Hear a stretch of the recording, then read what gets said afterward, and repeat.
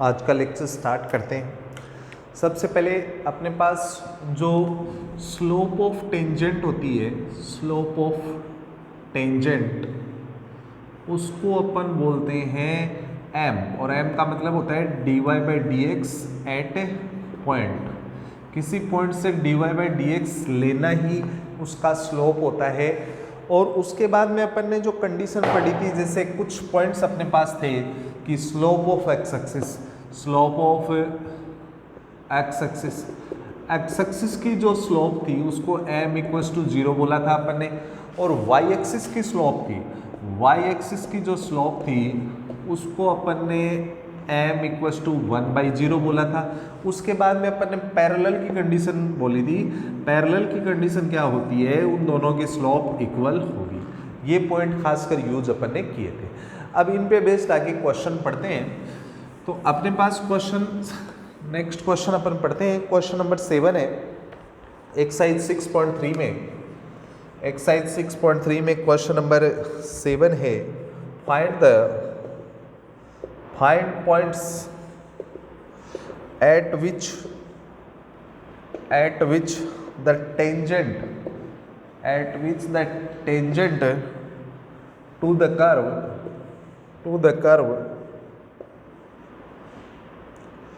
y equals to x cube minus 3x square minus 9x plus 7 is parallel to the x axis। ये अपना question है। तो अपने को कैसे करना है, सबसे पहले तो अपने को जो कर्व दे रखा है अपन उस कर्व का डिफरेंशिएशन कर देंगे। तो सॉल्यूशन के अंदर अपने पास कर्व जो है इसका डिफरेंशिएशन करेंगे तो dy अपॉन डी एक्स क्या हो जाएगा, एक्स क्यूब का डिफरेंशिएशन हो जाएगा कितना, 3x स्क्वायर, 2 आगे आ जाएगा तो इसका डिफरेंशिएशन 6x, 9x का 9 हो जाएगा और 7 का 0। अब उसने ना, अब ये पॉइंट नहीं दे रखा, उसने कोई भी पॉइंट नहीं दे रखा, x का कोई भी वैल्यू नहीं दे रखा ना, तो यही आपकी क्या बन जाएगी, m बन जाएगी। m का मतलब स्लोप ऑफ टेंजेंट बन गई। लेकिन इसको मैं m1 बोलूंगा क्योंकि ये पैरेलल की बात कर रहा है। किसकी बात कर रहा है, पैरेलल की। और पैरेलल की कंडीशन अपने को मालूम है, पैरेलल की कंडीशन होती है m1 इक्वल्स टू m2। लेकिन उससे पहले किसके पैरेलल है, उसने बोला parallel to the x axis. यहाँ पे एक वर्ड आ रहा है एक्स एक्सिस। एक्स एक्सिस की स्लोप अपने को लिखनी पड़ेगी। एक्स एक्सिस की स्लोप होती है m इक्वल्स टू 0। अब इसको मैं m ने बोल के क्या बोल दूंगा, m2 बोल दूंगा। क्या बोल दूंगा, m2। उसके बाद में मैं कंडीशन लगाऊंगा पैरेलल की, और पैरेलल की अपने पास कंडीशन होती है m1 इक्वल्स टू m2। इसका मतलब क्या हुआ कि ये जो 3x square minus 6x minus 9 है ये 0 के इक्वल हो जाएगा। यहाँ से अपन इसके अंदर 3 का डिवाइड कर देते हैं, डिवाइड बाई 3, तो ये बन जाएगा x square minus 2x minus 3 equals to 0 बन जाएगा।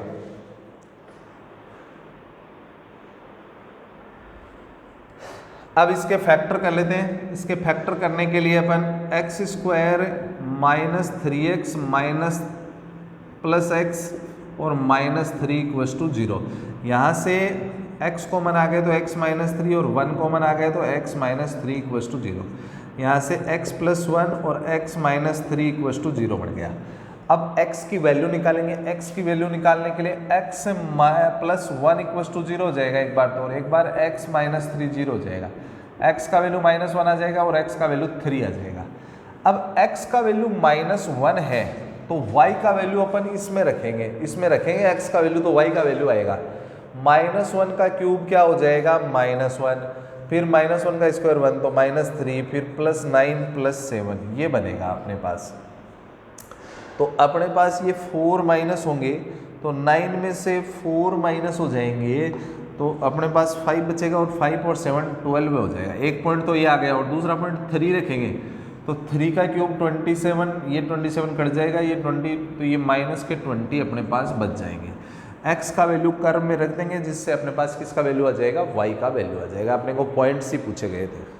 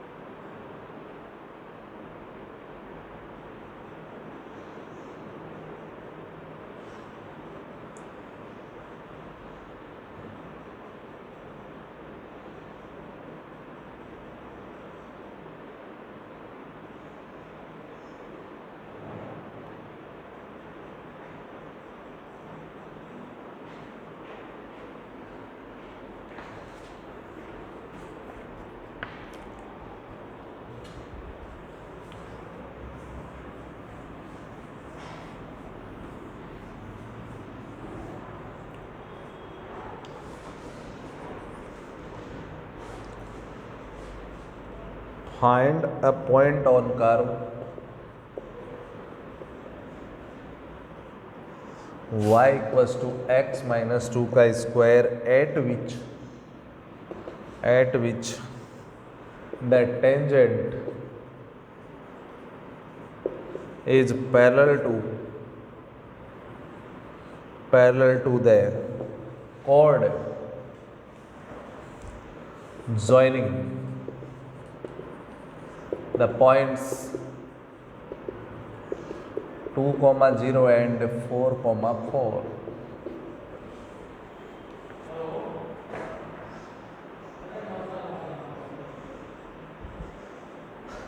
तो सबसे पहले क्या करना है अपने को जो कर्व दे रखा है उसका डिफरेंशिएशन अपने को करना पड़ेगा। सबसे पहले अपन कर्व का डिफरेंशिएशन कर देंगे। तो कर्व का डिफरेंशिएशन करते हैं सॉल्यूशन में। कर्व क्या है आपके पास, वो रहा y equals to x minus 2 का होल स्क्वायर। डिफरेंशिएशन करेंगे तो 2 dy by d x equals to 2 power आगे आ जाएगी और x का 1 हो जाएगा। तो इसको मैं m बोल दूंगा, पॉइंट नहीं दे रखा तो ये m हो गया, और इसको मैं m1 बोलूँगा क्योंकि बात चल रही है किसकी, पैरेलल की। पैरेलल के अंदर m1 और m2 निकालने जरूरी होते हैं और दोनों को इक्वल करना पड़ता है।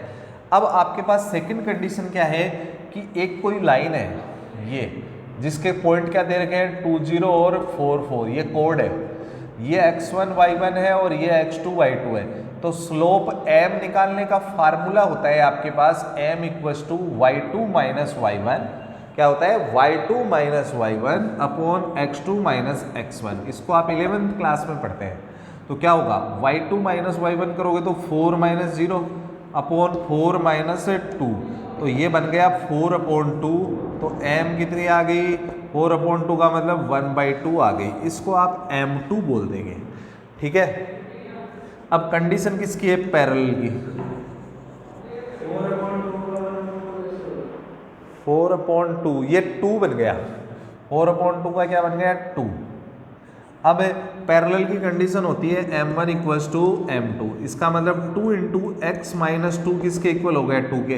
अब ये 2 नीचे चला जाएगा तो x माइनस 2 इक्वल्स टू अपने पास आ जाएगा 1, और यहाँ से 2 इधर आएगा तो x का वैल्यू 3 हो गया। अब x का 3 है तो आप कर्व में रख दोगे, कर्व में y का वैल्यू निकालोगे तो x का वैल्यू 3 है, y का निकालने के लिए 3 माइनस 2 1 का स्क्वायर,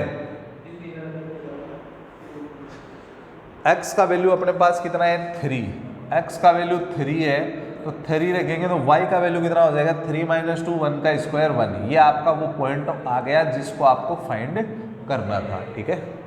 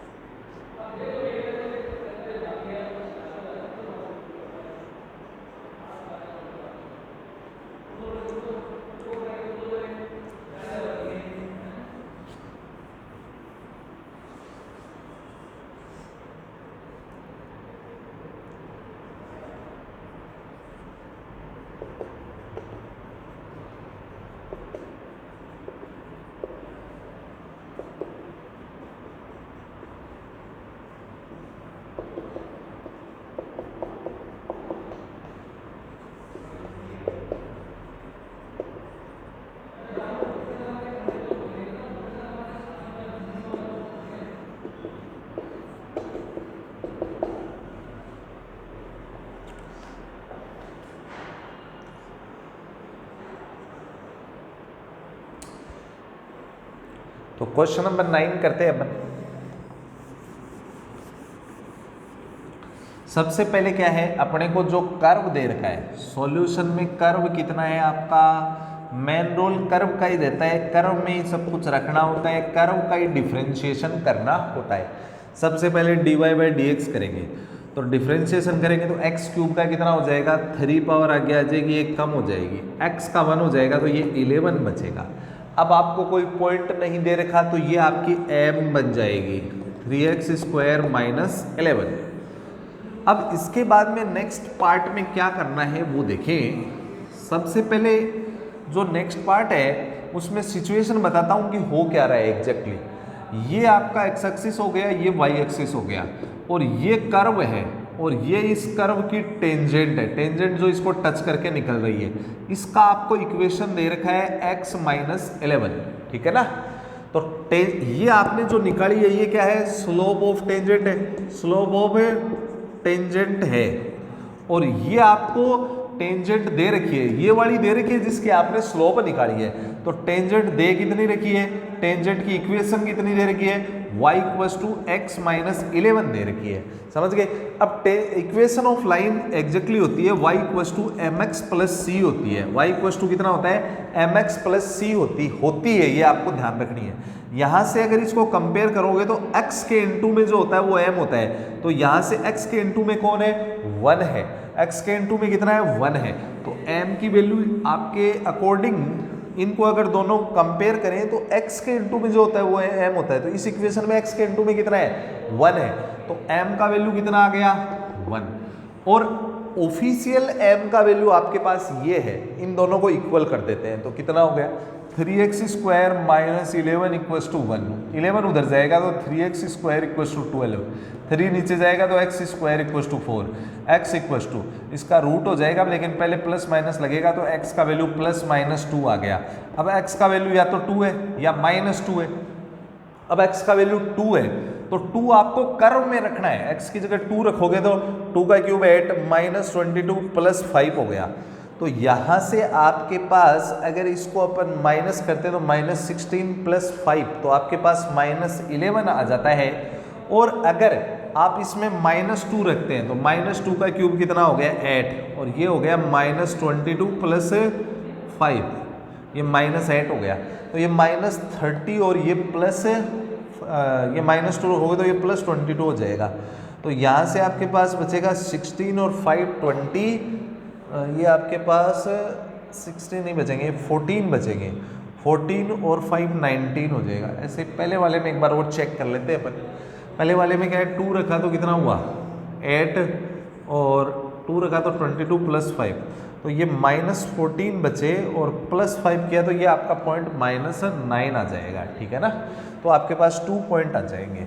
आपके पास जो x का वैल्यू निकलता है उसको आप कर्व में रखोगे तब आपके पास y का वैल्यू आएगा।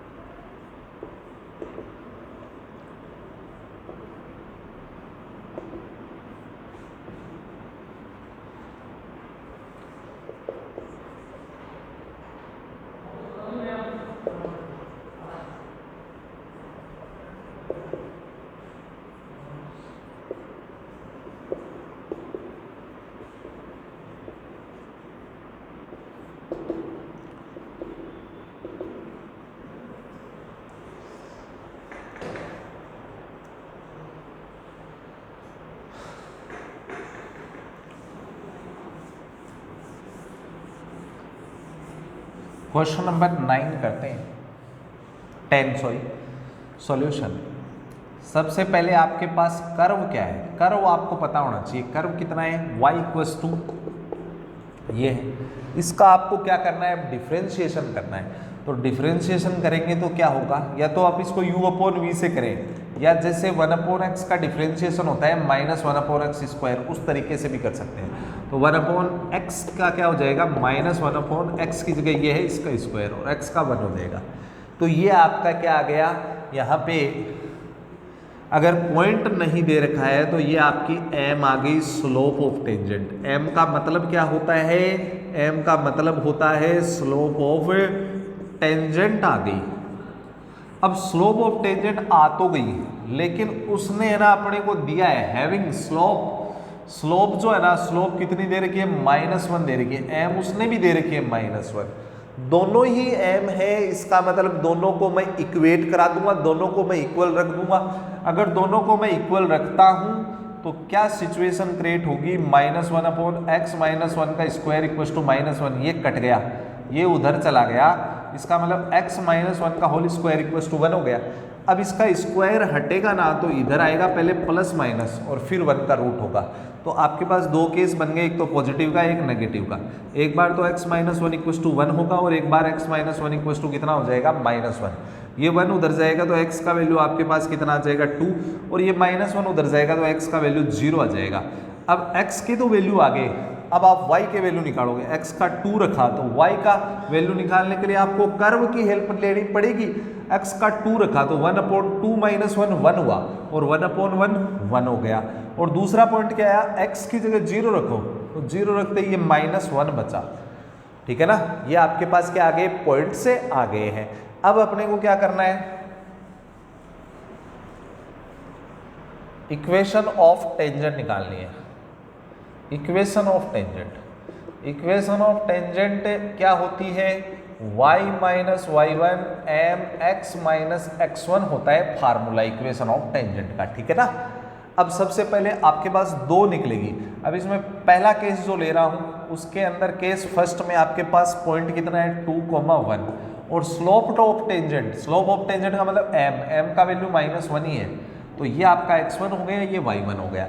x1 y1 का और m का वैल्यू इस इक्वेशन में आपको रखना है, जिससे आपके पास इक्वेशन ऑफ टेंजेंट मिलेगी।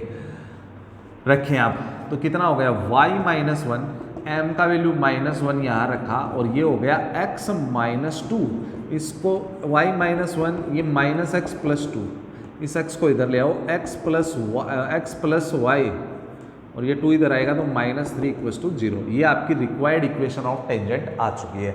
अब आपके पास एक केस और बच गया है, केस सेकंड, जिसमें क्या करना है, उसमें आपके पास पॉइंट कितना है, सेकंड केस में पॉइंट है 0, -1, और m वही है -1, तो ये आपका x1 y1 हो गया।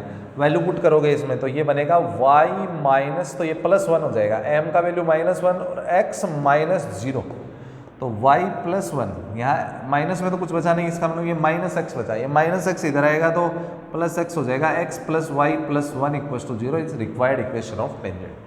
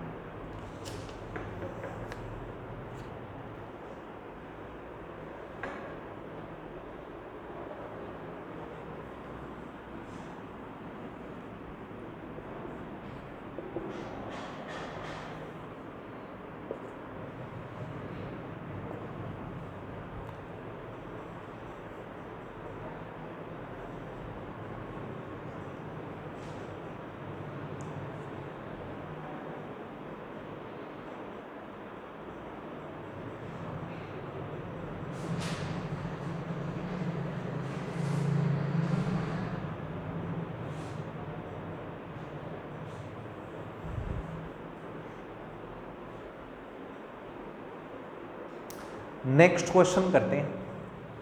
क्वेश्चन नंबर 11 भी सेम क्वेश्चन है। आपको कर्व ये दे रखा है और स्लोप ऑफ टेंजेंट m ये दे रखी है। तो आपको करना क्या है, इस कर्व का डिफरेंशिएशन करना है और m को 2 लेके इन दोनों को इक्वल करके अपने को x का वैल्यू निकालना है, सेम वर्क करना है।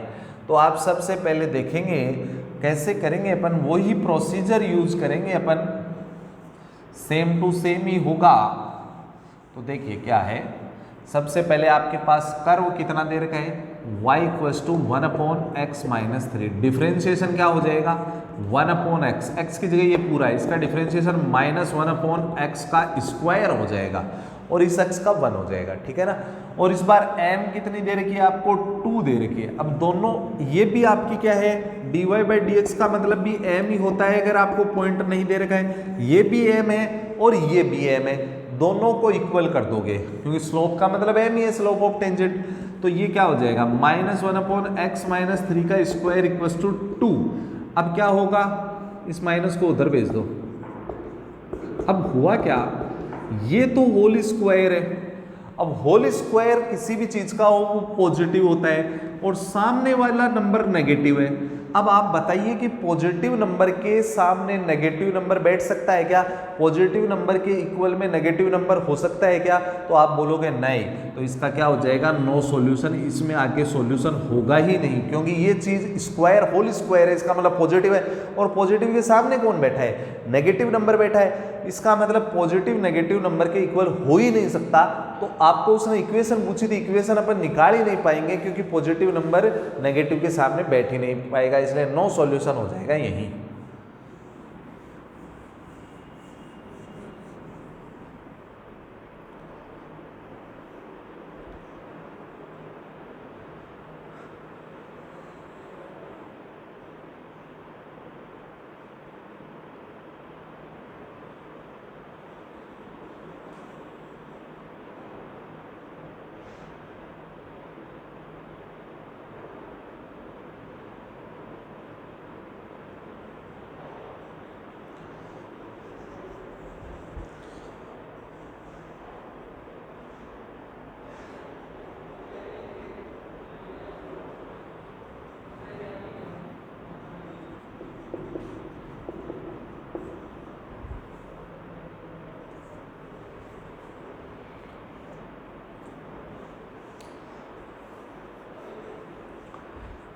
जो नेक्स्ट क्वेश्चन अपने पास 12 है, इसमें भी अपने को सेम ही प्रोसीजर करना है, तो अपन करते हैं। देखिए सेम काम करने वाले हैं। अपने पास जो कर्व है, कर्व सबसे पहले लिख लो, कर्व क्या है, 1/x² - 2x + 3। सबसे पहले कर्व का डिफरेंशिएशन करना है अपने को, बोलो dy/dx। इस पूरे को आप x समझो तो क्या हो जाएगा, -1/x का स्क्वायर हो जाएगा होल। अब अपन अंदर वाले का डिफरेंशिएशन भी करेंगे, x² का डिफरेंशिएशन 2x होगा और 2x का 2 होगा। पिछले क्वेश्चन में अपन अंदर वाले का भी करे थे लेकिन उसमें x अकेला था तो उसका 1 हो रहा था, है ना। तो ये जो है आपकी m हो गई है -2x - 2/x² - 2x + 3 का होल स्क्वायर, और ये m का मतलब आपकी स्लोप निकल गई टेंजेंट की। अब उसने m ऑफिशियली कितनी दे रखी है वो आप देखें। सबसे पहले उसने m का वैल्यू इस बार ऑफिशियली 0 दे रखा है। इसका मतलब ये वाली m और ये वाली m दोनों को मेरे को इक्वल करना है। इसका मतलब -2x - 2/x² - 2x + 3 का होल स्क्वायर, इसको 0 के इक्वल करूंगा तो ये जो नीचे वाला है ये क्रॉस मल्टीप्लाई होके 0 से मल्टीप्लाई होके खत्म हो जाएगा, मतलब ये 0 हो जाएगा। और इधर क्या बचेगा, -2x - 2, ये माइनस भी 0 के नीचे जाके खत्म हो जाएगा तो = 0 बच गया।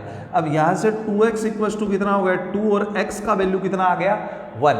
अगर आपके पास x का वैल्यू आ गया है तो आप y का वैल्यू निकालें। y का वैल्यू कहाँ से निकालेंगे, कर्व का यूज करके निकालेंगे। कर्व में x की जगह क्या रख दोगे, y रख दोगे। अब कर्व ये रहा, x की जगह y 1 रखेंगे x की जगह, तो y कितना आ जाएगा, 1/² - 2 × 1 + 3। तो ये आपके पास आ जाएगा 1 - 2 और +3। तो ये 3 माइनस, इसमें क्या हुआ, x का वैल्यू 1 रखा तो सॉरी ये 4 - 2 2 हो जाएगा नीचे, तो नीचे 2 होने का मतलब ये आपके पास पॉइंट आ गया 1/2, 2 ही होगा ना, 2 ही हो जाएगा, ठीक है। तो ये आपका x1 है, ये y1 है। अब उसने इक्वेशन ऑफ टेंजेंट पूछी है, तो अपने पास ये तो पॉइंट हो गया 1,1/2, ये तो आपका हो गया x1 y1, और m कितनी है पहले से 0। अब आप इक्वेशन में रख दोगे, इक्वेशन में रखोगे तो y - 1/2 इक्वल्स टू m की जगह 0 रख दो, 0 × x - 1, ये 0 से इंटू होके पूरा खत्म हो जाएगा, ये बचा y - 1/2। आप चाहो तो इसका एलसीएम ले लो, 2y - 1/2 इक्वल्स टू 0, ये 2 अगेन 0 से मल्टीप्लाई होके खत्म हो जाएगा, तो finally 2y - 1 is required equation of tangent हो गई, जो अपने को चाहिए थी। तो ये जो क्वेश्चन नंबर 10, 11, 12 है, ये तीनों सेम ही प्रोसीजर के थे। 11 के क्वेश्चन में क्या हो रहा था कि जो पॉजिटिव नंबर के सामने नेगेटिव नंबर बैठ रहा था, इस कारण अपना जो आंसर है आगे नहीं बना। बाकी ये तीनों क्वेश्चन सेम प्रोसीजर के हैं।